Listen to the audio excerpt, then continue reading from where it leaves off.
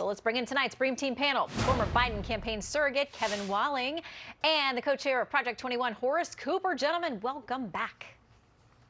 Hey, Shannon, happy Monday. Good evening. Merry Christmas. And to you, too. Merry Christmas. It's almost here, right? It feels like it. Okay, so let's talk about some of what's going on with the president. ABC News reporting Sunday its poll results along with Ipsos. It says President Biden's job approval sinking on inflation, crime, and COVID. It says President Biden is facing significant skepticism from the American public, with his job approval rating lagging across a range of major issues, including new lows for his handling of crime, gun violence, and the economic recovery. Kevin, what does the White House do with that? Well, certainly the White House has its hands full across all these issues that you highlight. But listen, the White House is taking tangible steps. President Biden is taking tangible steps to tackle all of these issues.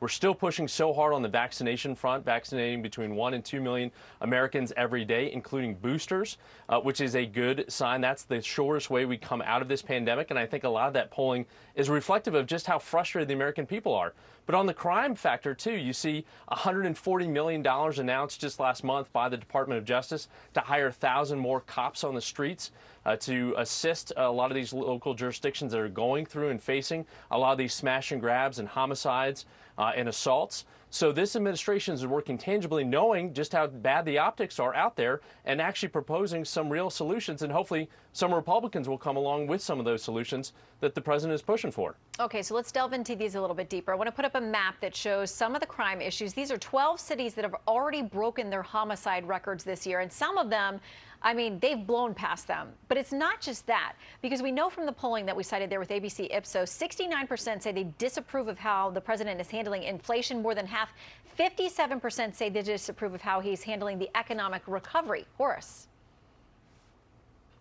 Well, all three of these problems reflect a fundamental failure, and that is that our president and this administration do not believe that we Americans are capable of governing ourselves. He doesn't persuade us to take the vaccine, he mandates it. He doesn't say that we're going to hold accountable those individuals that prey on the least of us. He says that we've got to make sure that there's equity. We've got to make sure that we're being fair to people, because he knows better than we do. And Build Back Better, or as I refer to it, Building Back Bad, just takes terrible ideas that have never worked, that are costly and are harming the economy, and are premised on the idea Washington, D.C. knows better than you. These ideas don't work, and the American people are rejecting them. Well, it matters whether Senator Manchin rejects them, because that's the one guy that's got to be convinced at this point, and we know his conversations are ongoing with the White House about the BBB. However you decide to define those Bs. Okay, I want to talk about this because you mentioned this, Horace, this idea of the vaccine mandates. At the federal level, they've had a really rough time. The president has not had much luck on that. But the state level's been different. And today, the Supreme Court had a ruling, well, a non-ruling ruling, because they didn't get involved with these doctors and nurses out of New York who said that they had a religious objection to the vaccine mandate for healthcare workers. The New York Times writing on this says the Supreme Court on Monday refused to block New York's requirement that healthcare workers be vaccinated against the coronavirus, even when they cite religious objections. Justice Neil Gorsuch filed a 14-page dissent saying that the majority had betrayed the court's commitment to religious liberty. He was joined by Justice Alito on that. Justice Thomas had his own dissent in which he did not write a lengthy explanation. But Kevin, you know, Justice Gorsuch said there's going to come a point where we have to remember that the Constitution and the basic protections there can't be violated just forever because we've got a crisis of some kind.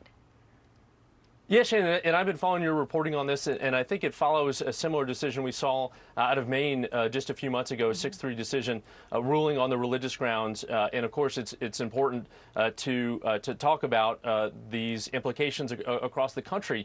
But, you know, I take, for example, what we've seen with the active duty military, 1.3 million members of our active duty military, 97% of them are fully vaccinated as of today. So I think when it becomes a national security issue, when it becomes an issue for our healthcare workers that are interacting very closely with sick patients, the elderly, the infirmed, sick children, that there is a mandate that should follow. Now, obviously you have something like the Catholic Bishops' Conference. I'm a Catholic, and they're fully supportive of both the Pfizer and Moderna vaccine and stand against any of these kind of positions with regards to religious liberty. The Bishops' Conference has actually endorsed 2 of the leading vaccines that are out there in this country because they know it's good public health sense, not just for Catholics, but for Americans across the board. Horace, I think for a lot of people, whether they're military, healthcare workers, truck drivers, whatever it is that they have a concern about, is that this administration, unlike many European countries, will not entertain the conversation about natural immunity. Millions of Americans have had COVID, and it's easy to test your antibodies, and they're free to do that. But this administration and many of these state and city mandates will not even entertain that part of the conversation. Well, certainly the natural immunity issue is one of the reasons the American people aren't being persuaded to voluntarily go along. Here's a prediction. When I taught constitutional law and we focused on the First Amendment, particularly religious liberty, I explained that ultimately, and if you look at the line of cases, what you see is that the court, sometimes even begrudgingly, says that this American society must accommodate to the freedom of religion and liberty expressions associated with those. And that means things like the draft. We say that we're going to draft you, but if you say that you're a pacifist and motivated by faith, you are exempt. So even in the national security context, in the classroom, in the workplace, even if you are a federal government employee, I look at today's ruling and the earlier one in Maine and say that these were emergency appeals. But when these cases percolate, and if the mandate topic and COVID are still around in over a year or so, these are going to rise up through the circuits, and precedent is going to apply. And I believe ultimately the court is going to rule that it has been unfair, unconstitutional, and unlawful for government not to provide that religious accommodation. Well, whether it's that on some other grounds or on some other grounds with mandates, it will be interesting to see, because I think the court is going to have to pick it up at some point, and we'll see what they do. Kevin and Horace, thank you for your time. And thank God we have you, Shannon, to break it all down. I will be following it.